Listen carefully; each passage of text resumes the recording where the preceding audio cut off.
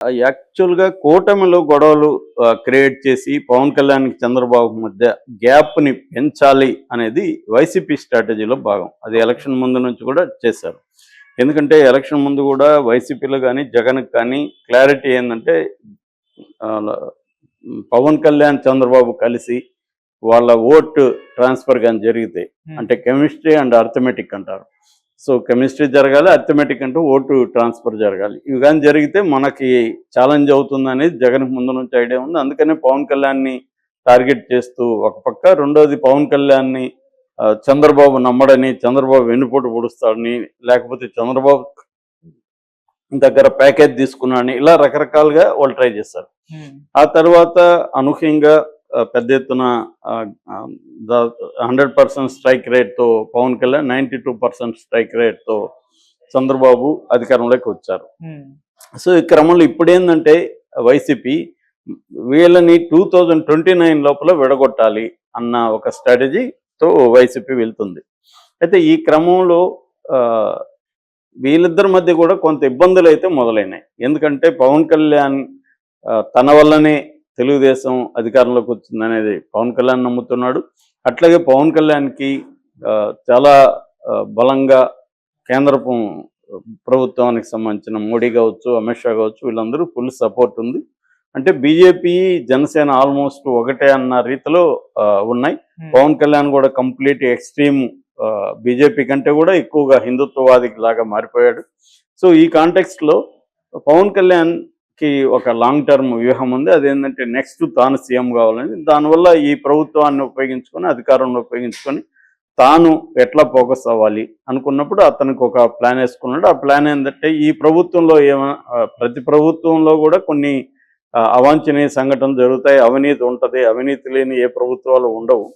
దాన్ని ఉపయోగించుకొని దాన్ని పబ్లిక్లోకి తీసుకురావడం ద్వారా తాను ఒక రెబల్ లాగా, తాను ఒక ప్రతిపక్ష నాయకుడిలాగా చేయడం ఒకటి. రెండోది, ఈ ప్రభుత్వాన్ని నేను పైనుండి శాసించగలను అన్న ఒక సిగ్నల్స్ని జనంలోకి పంపడం. ఈ స్ట్రాటజీతో పవన్ కళ్యాణ్ స్టార్ట్ చేశాడు. అందుకనే మనకి హోమ్ మినిస్టర్ అనిత ఇష్యూ కావచ్చు, తర్వాత తిరుమల లడ్డు కావచ్చు, తర్వాత కాకినాడ షిప్ కావచ్చు, తర్వాత అక్కడ ఎవరినో ప్రభుత్వ అధికారిని వైసీపీ వాళ్ళు దాడి చేసినప్పుడు ఆయన వెళ్ళిపోవడం కావచ్చు, దాని తర్వాత మొన్న తిరుపతి తొక్కిసలాట కావచ్చు, రీసెంట్గా డీజీపీ మీద ఆయన మాట్లాడిన పిఠాపురంలో వైలెన్స్ లేకపోతే క్రైము, గాంజా ఎక్కువైపోతున్న ఆయన స్టేట్మెంట్ ఇవ్వడం కావచ్చు, అన్నీ చూస్తూ ఉంటే పవన్ కళ్యాణ్ ఏంటంటే ఆయనకి ఎప్పటికప్పుడు ఏదో ఒక ఇష్యూని తీసుకొని ఈ గవర్నమెంట్కి యాంటీగా మాట్లాడడం, ఈ గవర్నమెంట్ పెట్టిన అధికారులకు యాంటీగా మాట్లాడడం, ఇవన్నీ చేస్తున్నాడు. ముఖ్యంగా లోకేష్కి ఆయన థ్రెట్ క్రియేట్ చేస్తున్నాడు. ఎందుకంటే ఈ ప్రభుత్వంలో పాలసీ మేకింగ్ అంతా చంద్రబాబు చూసుకుంటున్నాడు. ఎగ్జిక్యూషన్ అంతా కూడా గవర్నెన్స్, ఎగ్జిక్యూషను, నియామకాలు, తర్వాత వనరులు ఎవరెవరు ఎలా పంచుకోవాలి, ఇవన్నీ లోకేష్ చూస్తున్నాడు. అంటే రియల్ పవర్ లోకేష్కి ఉంది. ఒక రకంగా డిఫాక్టో సీఎం లాగా లోకేష్ బిహేవ్ చేస్తున్నాడు. దీన్ని పవన్ కళ్యాణ్ అటాక్ చేయడం మొదలుపెట్టారు. అంటే లోకేష్ పవర్ని పవన్ కళ్యాణ్ అటాక్ చేస్తున్నాడు. సో, ఇది పెరిగే కొద్దీ లోకేష్కున్న ఒక టీము కానీ, లేకపోతే లోకేష్ వెనకున్న మొత్తం తెలుగుదేశం ఎమ్మెల్యేలు కావచ్చు, అందరూ కూడా థ్రెట్గా ఫీల్ అవుతున్నారు. అంటే ఈ స్టేజ్లోనే పవన్ కళ్యాణ్ని తగ్గించకపోతే, కంట్రోల్ చేయకపోతే రాను ఇబ్బంది అయిపోతుంది. మళ్ళీ పెరిగిపోయినాక చేయలేము. అదేదో ఉంది కదా, మొక్కై వంగనది మానై వంగన, మొక్కలోనే తుంచాలి కానీ అది మానైపోయినాక కష్టమవుతుంది అని చెబుతున్నారు. లోకేష్కి కూడా అదే ఉంది. సో, దాంతో చంద్రబాబు కూడా కొంతవరకు దీన్ని ఎట్లా కంట్రోల్ చేయాలి పవన్ కళ్యాణ్ని అని ఏం చేస్తున్నాడంటే ఈ స్ట్రాటజీకి తెరలేపినట్టుగా కనబడుతుంది. ముందుగా మహాసేన్ రాజేష్ స్టార్ట్ చేశాడు దీన్ని, లోకేష్ డిప్యూటీ సీఎం. అంటే పవన్ కళ్యాణ్ డిప్యూటీ సీఎం. ఇంతకుముందు చంద్రబాబు పీరియడ్లో 2014-19లో ఇద్దరు డిప్యూటీ సీఎం ఉండేవాళ్ళు, ఒక కాపు, ఒక బీసీ. దాని తర్వాత జగన్ పీరియడ్లో 5 మంది డిప్యూటీ సీఎంలు. వాళ్ళకి ఎవరికి కూడా పెద్దగా ఇంపార్టెన్స్ ఉండేది కాదు. అయితే పవన్ కళ్యాణ్ ఒక కండిషన్ పెట్టాడని చెప్తున్నారు. డిప్యూటీ సీఎం నాకు ఒకరికే ఇవ్వాలి, ఇంకెవరికి ఇవ్వకూడదని. అది కూడా పవన్ కళ్యాణ్ చాలా స్ట్రాటజిక్గా ఉన్నాడు. ఇప్పుడు ఇంకొక ఇద్దరినో ముగ్గురినో పెట్టారనుకో, పవన్ కళ్యాణ్కి ఏం వాల్యూ ఉంటుంది? ఒకడే ఉన్నప్పుడు పవన్ కళ్యాణ్కి వాల్యూ ఉంటుంది. సో అందుకని పవన్ కళ్యాణ్ కూడా ఆ కండిషన్ పెట్టాడని చెప్తున్నారు. ఉమ్, ఇప్పుడు లోకేష్ని డిప్యూటీ సీఎం చేయాలి అని ఒక డిమాండ్ తీసుకొచ్చి కేడర్లో జనంలో కార్యకర్తల్లో డిమాండ్ వస్తుందని చెప్పి లోకేష్ని డిప్యూటీ సీఎం చేస్తే పవన్ కళ్యాణ్ పవర్ని తగ్గించవచ్చు అన్న ఒక స్ట్రాటజీ కనిపిస్తుంది. ఓకే. అందుకనే మహాసేన్ రాజేష్ రంగంలో దిగాడు.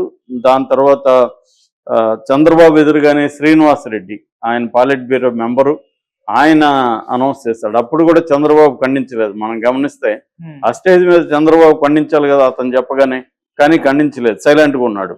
దాని తర్వాత వరుసగా సోమిరెడ్డి చంద్రశేఖర్ రెడ్డి మాజీ మంత్రి ప్లస్ ఆయన కూడా పాలిట్ బ్యూరో మెంబరు, దాని తర్వాత పిఠాపురం వర్మ, రాజమండ్రి అర్బన్ ఎమ్మెల్యే ఆదిరెడ్డి వాసు, ఉమ్, వీళ్ళందరూ ఈయన త్రిబుల్ ఆర్ ఆయన రఘురామకృష్ణరాజు, సయ్యద్ రఫీ అని ఇంకొక తెలుగుదేశం నాయకుడు, ఉమ్, ఆయన అధికార ప్రతినిధి. దాని తర్వాత లేటెస్ట్గా మొన్న అక్కడికి వెళ్ళినప్పుడు దావోస్కి వెళ్ళినప్పుడు టీజీ భరత్ ఓపెన్గానే చంద్రబాబు ఎదురుగానే లోకేష్ నెక్స్ట్ సీఎం లోకేష్ అనేది అక్కడ చెప్పాడు. అక్కడ చంద్రబాబు మందలించాడు, మనం ఎందుకు వచ్చాము ఇక్కడికి, నువ్వేం మాట్లాడుతున్నావు అని తిట్టాడు అని కూడా వచ్చాయి.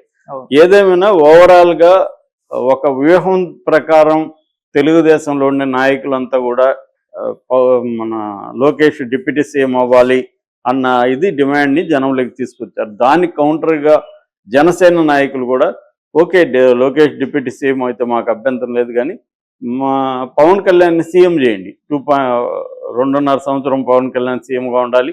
సో అవసరమైతే చంద్రబాబుని వైస్ ప్రెసిడెంట్ చేసుకుంటారా, లేకపోతే బీహార్ గవర్నర్కి పంపించుకోండి, కానీ మావాడు మాత్రం సీఎం అయితే డిప్యూటీ సీఎంగా లోకేష్ని పెట్టుకోండి, మాకు అభ్యంతరం లేదన్న పద్ధతిలో వాళ్ళు మాట్లాడడం మొదలుపెట్టారు. ఇది ఫస్ట్ టైం ఈ 8 నెలల్లో జనసేన తెలుగుదేశం మధ్య రావడం ఈ స్థాయిలో ఫస్ట్ టైం. దీంతో పవన్ కళ్యాణ్కి సహజంగానే కోపం వస్తుంది, ఎందుకంటే తన ఒక స్ట్రాటజీ ప్రకారం వెళ్తున్నప్పుడు అది వర్కౌట్ అవుతుంది పవన్ కళ్యాణ్కి. ఇప్పుడు ఏమైంది, పవన్ కళ్యాణ్ కి కౌంటర్గా లోకేష్ని డిప్యూటీ సీఎం పెడితే పవన్ కళ్యాణ్కి ఇబ్బంది, ఖచ్చితంగా అది పవన్ కళ్యాణ్ అలో చేయడు. సో అందుకని పవన్ కళ్యాణ్ సీరియస్గానే చంద్రబాబు దృష్టికి తీసుకెళ్ళాడా అనేది ఒక ఇది ఉంది. రెండవది, మొన్న సెంట్రల్ హోం శాఖ మంత్రి అమిత్ షా రాకముందు ఇది స్టార్ట్ అయింది, జస్ట్ ఆయన వస్తున్నప్పటి నుంచి ఇది స్టార్ట్ అయింది. సో అమిత్ షాని పర్మిషన్ అడిగాడని చంద్రబాబు ఇట్లా లోకేష్ డిప్యూటీ సీఎం చేయాలని డిమాండ్స్ వస్తున్నాయి. అడిగితే అమిత్ షా కౌంటర్గా అసలు లోకేషే అక్రమాలకు అన్నిటికీ బాధ్యుడని చెప్తున్నారు, మా దగ్గర మొత్తం డేటా ఉంది, ఎమ్మెల్యేలు ఎమ్మెల్సీలు నాయకులంతా కూడా విపరీతంగా అవినీతికి పాల్పడుతున్నారు, ఇసుక కుంభకోణం, మద్యం కుంభకోణం, మట్టి కుంభకోణం, ఇతర వనరులు అన్నిటినీ